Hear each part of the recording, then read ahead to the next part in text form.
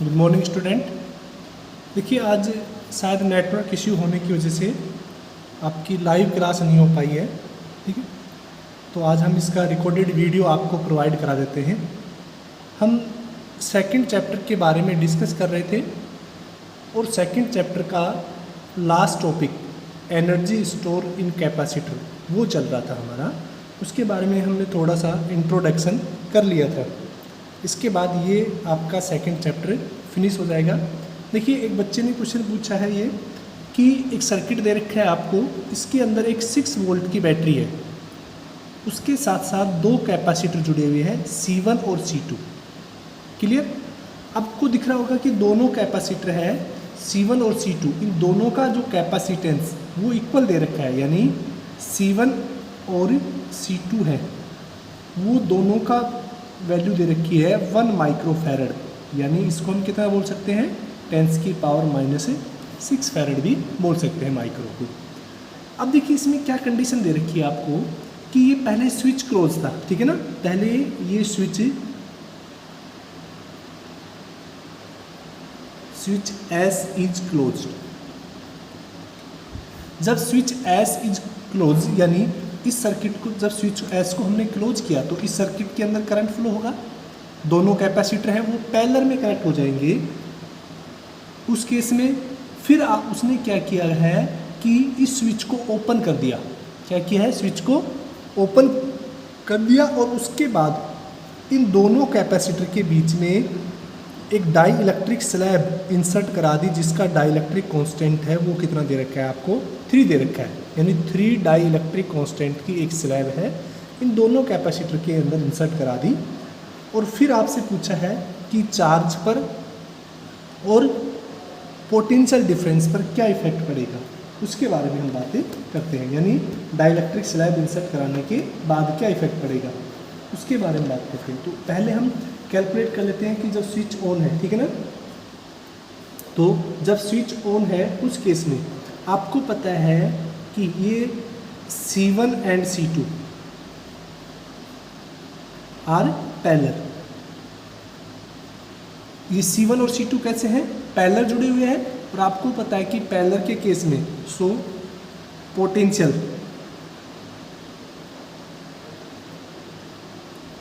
Will be same. तो potential कितना होगा? सेम होगा। V1 इक्वल टू V2, ये कितना हो जाएगा 6 वोल्ट। यानी इसका पोटेंशियल हम मान लेते हैं V1 है और इसका पोटेंशियल V2 है। यानी जो कैपेसिटर C1 है उसका पोटेंशियल V1 और कैपेसिटर C2 है उसका पोटेंशियल कितना है V2 है। तो पैरेलल में तो दोनों का पोटेंशियल क्या रहेगा? सेम ही रहेगा। अब देखिएगा चार्ज निकाल लेते हैं, ठीक है। वैसे पैरेलल में चार्ज डिफरेंट होता है, लेकिन यहाँ पर देखिएगा दोनों कैपेसिटर सेम है, फिर भी हम देखो चार्ज निकाल लेते हैं। Q1 कितना हो जाएगा भाई C1 V1, ठीक है ना। यानी ये कितना हो गया आपके पास है 1 माइक्रोफैरड इंटू 6 वोल्ट, यानी ये आपके पास आ गया 6 माइक्रोकूलम। ये चार्ज आ गया आपके पास है किसका? Q1 की वैल्यू। ऐसे ही आप चाहें तो Q2 भी निकाल सकते हैं। Q2 कितना हो जाएगा C2 V2। ये देखिएगा इसको सोल्व करेंगे तो 1 माइक्रोफैरड इंटू 6 वोल्ट, ये आएगा आपके पास 6 माइक्रोकूलम। चार्ज की यूनिट कूलम होती है, ठीक है ना। अब देखिएगा यहाँ पर चार्ज भी इक्वल आ रहा है। वैसे देखिएगा पैरेलल में चार्ज अलग अलग होता है, डिफरेंट होता है, लेकिन दोनों ही कैपेसिटर हैं इक्वल कैपेसिटेंस के हैं। भाई ये भी 1 माइक्रोफैरड का है और ये भी 1 माइक्रोफैरड का है, इसलिए चार्ज क्या होगा दोनों का सेम रह जाएगा, ठीक है। तो इसमें कन्फ्यूजन नहीं होना है कि सर अलग अलग क्यों, आपने तो बताया था कि पैरेलल में चार्ज अलग अलग होता है, ठीक है। अब देखिएगा तो यहाँ पर हो गया आपने किसकी वैल्यू निकाली Q1 वोल्टेज की वैल्यू निकाल ली और इसके अलावा आपने Q1 और Q2 की वैल्यू निकाल ली। अब देखिए आपसे क्या कहा है कि एक डाई इलेक्ट्रिक स्लैब है, ठीक है, कितने वोल्ट की है, कितने कैपेसिटेंस की है 3 की, ठीक है ना। तो मैं यहाँ पे लिख रहा हूँ ए डाई इलेक्ट्रिक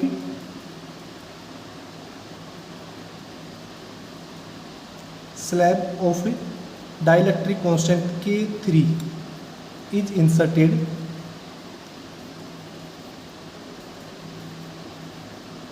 बिटवीन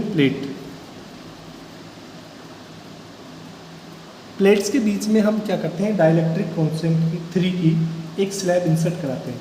तो आपको मैंने बताया था कि जो नया कैपेसिटेंस है C वो ओरिजिनल से K टाइम बढ़ जाता है अगर आप कोई भी K डाइलेक्ट्रिक कांस्टेंट की स्लैब उसके अंदर इंसर्ट कराते हैं। K टाइम क्या हो जाता है, बढ़ जाता है, और इलेक्ट्रिक फील्ड है वो K टाइम क्या हो जाता है, डिक्रीज हो जाता है, ठीक है ना। तो देखिएगा अब हम बात करते हैं सेकंड केस में, ठीक है ना, कैपेसिटेंस। अब हम किसकी बात करेंगे, कैपेसिटेंस की। कितना हो जाएगा, हम मान लेते हैं उसको C-1 मान लेते हैं, ये हो जाएगा आपका 3 माइक्रोफैरड। क्यों, क्योंकि शुरू में 1 माइक्रोफैरड था, उसको 3 से मल्टीप्लाई किया हमने तो कितना आ जाएगा, वो 3 माइक्रोफैरड आ जाएगा, क्योंकि K टाइम बढ़ जाता है। ऐसे ही जो C2 है वो भी कितना आ जाएगा, 3 माइक्रोफैरड। ये दोनों का कैपेसिटेंस कितने टाइम बढ़ गया, K टाइम, यानी K की वैल्यू आपको दे रखी है, ठीक है। पोटेंशियल तो सेम, पोटेंशियल क्या है, सेम है। ये जो कंडीशन है, स्विच एस इज ओपन, किस केस में है, जब ये स्विच एस कैसा है, ओपन केस में है, ठीक है। तो यानी ओपन करेंगे तो यहाँ पर देखिएगा इसके अंदर तो करंट जाएगा, एक बार देखिएगा,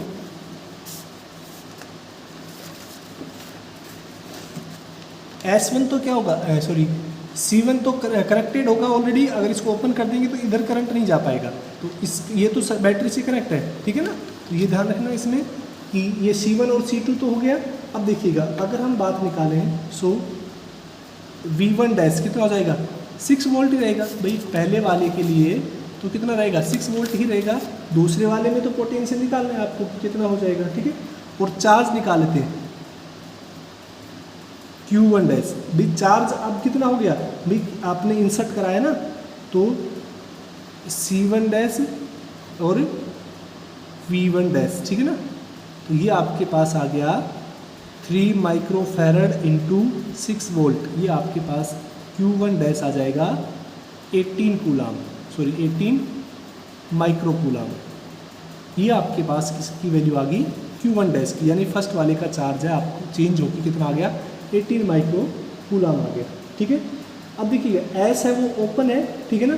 तो अब इसकी वोल्टेज निकालेंगे V2 की, तो उस केस में कितना हो जाएगा, V कितना हो जाएगा, C1 dash upon Q1, sorry Q2, ये आपने सोल्व किया इसको, तो ये आ गया का 6 माइक्रो कूलाम अपॉन Q2 की वैल्यू तो हमने शुरू में निकाली थी 3 माइक्रो फैरड, ठीक है ना। ये जो आपके पास आ गया C1 हो गया, और ये तो यहाँ से हम इसको सोल्व कर लेंगे माइक्रो कूलाम, ठीक है। तो ये आपके पास आ जाएगा 2 वोल्ट आ जाएगा, ठीक है। कितना आ जाएगा, 2 वोल्ट। तो ये आपके पास V1 और V2 की वैल्यू आ गई। तो इसको नोट कर लेना, ठीक है, जिस बच्चे ने पूछा है। अब देखिएगा नेक्स्ट जो टॉपिक है आपका, उसके बारे में बात करते हैं, और वो है आपका कि जो चार्ज है वो किस तरह से डिस्ट्रीब्यूट होता है, और इसके अलावा जो एनर्जी है वो किस तरह से स्टोर होती है किसी भी कैपेसिटर के अंदर। उसके यानी लास्ट टॉपिक था हमारा energy store in capacitor.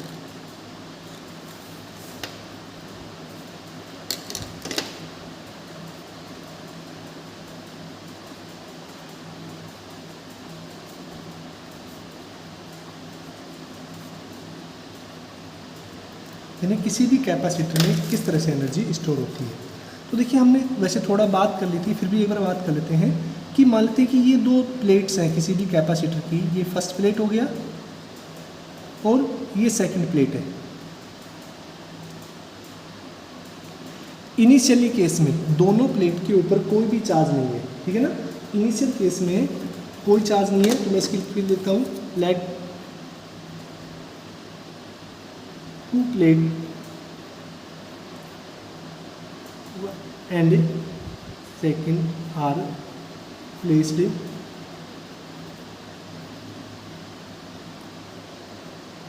parallel to each other as shown in figure। यानी दोनों प्लेटें पैरेलल रखी हुई हैं, ठीक है ना। और देखिए at initially there is no charge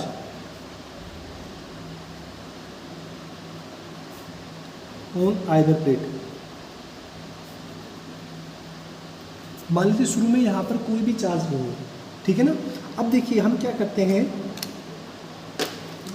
इस प्लेट से यहाँ से इलेक्ट्रॉन्स इस सेकंड प्लेट की ओर ट्रांसफर सेकंड प्लेट से इलेक्ट्रॉन फर्स्ट प्लेट की ओर ट्रांसफ़र करते हैं, ठीक है ना।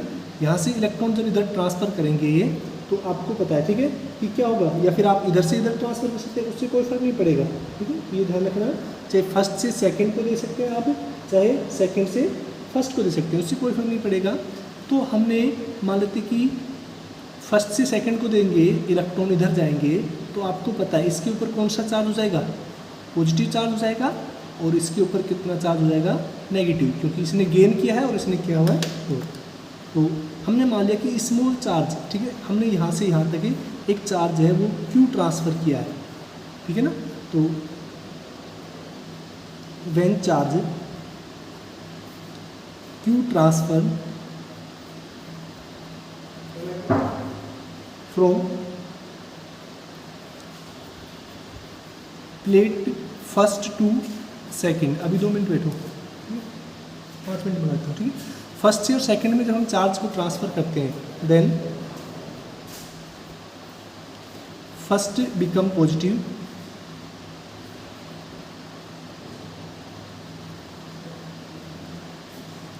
And second become negative. तो फर्स्ट तो भी उसने डोनेट किया है और इसने गेन किया है, तो वो क्या हो गया, एक पॉजिटिव हो गया और एक नेगेटिव हो गया, ठीक है। यानी इन दोनों के बीच में एक पोटेंशियल जनरेट हो गया, ठीक है ना भाई। अब चार्ज हो गया, तो चार्ज होने के बाद यहाँ पे दोनों पे क्या भी हो गया, दोनों के बीच में पोटेंशियल, ठीक है। सो पोटेंशियल वो हम मान लेते हैं, वो कितना हो जाएगा, Q/C, ठीक है ना। C क्या होगा, इनका कैपेसिटेंस है। अब देखिएगा शुरू में हम चार्ज कितना लेके आ रहे थे कि इनिशियल में जो चार्ज है वो कितना था, 0 था। अब हमने इसको थोड़ा क्यू चार्ज दिया, इस तरह से हम बढ़ाते बढ़ाते इससे इलेक्ट्रॉन ट्रांसफ़र करेंगे सेकंड की तरफ। तो एक कंडीशन ऐसी आएगी जिसके बाद इलेक्ट्रॉन ट्रांसफ़र होना बंद हो जाएंगे, ठीक है ना, सैचुरेटेड स्टेट आ जाएगी। तो उस केस में, ठीक है ना, तो हमने मान लिया कि जो चार्ज है बढ़ाते वो कितना हो गया, क्यू तक लेके जाना है हमें, यानी इसके ऊपर चार्ज है वो कितना लेके आना है, आपको क्यू लेके आना है, 0 से लेके, ठीक है। अब देखिएगा ये आपने पहले क्यू चार्ज दे दिया, अब इसके बाद जैसे आप स्मॉल चार्ज देंगे तो ये ऑलरेडी इन प्लेट्स के ऊपर जो चार्ज है वो क्या करेगा, उनको रिपेल करेगा, ठीक है। तो when D Q charge transfer then charge on second plate repel it. तो सेकंड प्लेट का चार्ज है वो इसको क्या करेगा, रिपेल करेगा, ठीक है। अब रिपेल करेगा तो देखिएगा क्या होता है, हमें वर्क करना पड़ेगा। सो स्मॉल वर्क, तो ये स्मॉल वर्क कितना हो जाएगा, dW इक्वल टू, अभी हमने किया था कि जो चार्ज का रिपेल है वो कितना हो जाएगा, अभी उसको हम जब निकालेंगे वो कितना हो जाएगा, 0 से तो हम निकाल रहे हैं और कहाँ तक लेके आना है, Q तक निकालना है, यानी कितना हो जाएगा आपके पास है, Q/C इंटू डी क्यू। तो ये कहाँ से आया, चलो मैं इसको लिख देता हूँ यहाँ पे, किस dW ये हो जाएगा 0 से लेके और W तक, यानी V इंटू डी क्यू, और V की वैल्यू हम पीछे से सब्सटीट्यूट कर लेंगे, या फिर यहाँ से work W equal to 1/C, तो क्या है, कांस्टेंट हो गया, 0 से लेके और Q तक, तो यानी Q/dQ बचा आपके पास, और Q/dQ यानी x dx का इंटीग्रेशन करेंगे तो वो आपके पास कितना हो जाएगा, क्यू स्क्वायर बाई 2, 0 से क्यू तक। इंटीग्रेशन तो आता होगा आपको, ठीक है ना। तो यहाँ से W इक्वल टू कितना हो जाएगा, अपर लिमिट लिख लेंगे Q square by 2 minus 0 by 2। तो ये आपके पास वर्क हो जाएगा। इसको अंदर से ये तो 0 हो गया, यानी क्यू 1/2 क्यू स्क्वायर बाई सी, ये क्या हो गया, वर्क। और ये वर्क ही क्या कहलाता है, potential energy, Q square by C. तो इतनी एनर्जी है वो किस में स्टोर होती है, कैपेसिटर के अंदर, ठीक है। अब देखिएगा ये जो इसके 2-3 फॉर्मूले हैं, आप ऐसे भी लिख सकते हैं इसको कि देखो आपके पास W कितना है, या पोटेंशियल एनर्जी दोनों कितनी है, 1/2 क्यू स्क्वायर बाई सी। अब इसको अलग अलग फॉर्मूले के हिसाब से आप सेट कर सकते हैं, ठीक है ना। भी हम अलग अलग, अब चाहे तो इसको भी Q बराबर क्या होता है, ये तो एक फर्स्ट फॉर्मूला हो गया, भी Q बराबर होता है CV। तो यहाँ से हम इसको क्या लिख सकते हैं, U equal to C square V square upon C. तो यहाँ से यहाँ कैंसिल हो गया, ये कितना बचेगा आपके पास, हाफ CV स्क्वायर। तो ये भी एक पोटेंशियल एनर्जी का फॉर्मूला होता है, हाफ CV स्क्वायर। और आप लिखना चाहे तो चाहे C को कन्वर्ट कर लीजिए, C इक्वल टू कितना हो जाता है, Q बाई V। तो इस इक्वेशन में रख लेंगे हम यहाँ पर, तो 1/2 Q square upon Q by V। तो यहाँ से यहाँ कैंसिल हो गया, तो 1/2 QV। ये भी किसका फॉर्मूला होता है, एनर्जी का। तो ये कुछ एनर्जी के फॉर्मूले थे, इनको आपको इसको नोट कर लेना है। वैसे नोट्स में से आप करना है, उसको प्रॉपर लैंग्वेज में दे रखा है। वैसे इसको कल हमने डिटेल से समझा दिया था, फिर भी अगर कोई डाउट रहता है तो आप दोबारा से पूछ सकते हैं, ठीक है। आज के लिए इतना ही, और इसी के साथ ही आपका चैप्टर ये फिनिश हो गया है। इससे जो क्वेश्चन है वो नेक्स्ट क्लास में हम डिस्कस करेंगे।